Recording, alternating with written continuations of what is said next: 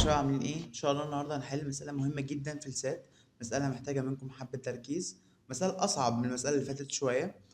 طبعا ما تستغربوش هتلاقيني بقولك كل شوية مسألة منكم محتاجة حبة تركيز لأن ده الماس كله بيحتاج منكم تركيز، على فكرة الماس مش صعب بس بحتاج بس حبة تركيز. طب يلا بينا نبدأ. هنا بيقول لي دي تايم دي تايم دي تايم دي ايكوال لدي بلس دي بلس دي بلس دي. وات از ذا فاليو اوف دي؟ ايه ده؟ ممكن واحد يقول لي انا اقعد اجرب بقى النمبرز دي احطها مكان الدي وخلاص، اقول له بس انت عندك سكوير روت اوف 5 وعندك كيوبيك روت اوف 4 وعندك 4 و2.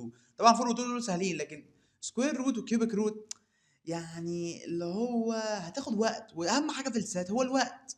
فتعالى طيب انا محلها عادي، دي تايم دي تايم دي تايم دي اعملها تبقى دي باور 4. ليه؟ لان أنا عندي تايم وعندي نفس البيز يبقى هعمل بلس للباور. طب هنا دي بلس دي بلس دي بلس دي، اوعى تقول لي بقى دي باور 4، اوعى. لا هعمل بلس للكوفيشنتس فتبقى 4 دي لان ده بلس بلس، يبقى انا معايا ايه؟ كام دي؟ معايا 1 2 3 4 يبقى 4.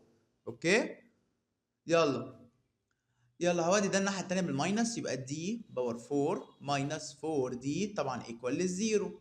طب يلا هنا عندي دي ودي، اخد الدي common factor فتبقى دي وافتح هنا براكت دي باور 3 ماينس 4 equal 0.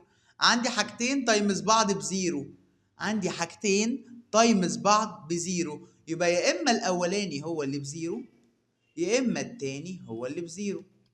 ابص في التشويس بتاعتي معايا زيرو، لا للاسف، فالحل ده هو مش مرفوض طبعا، هو حل صح بس هو مش موجود معايا في التشويسز، فهو عايز الحل التاني. فالماينس 4 تروح الناحيه التانيه بلس 4، يبقى دي باور 3 ايكوال 4.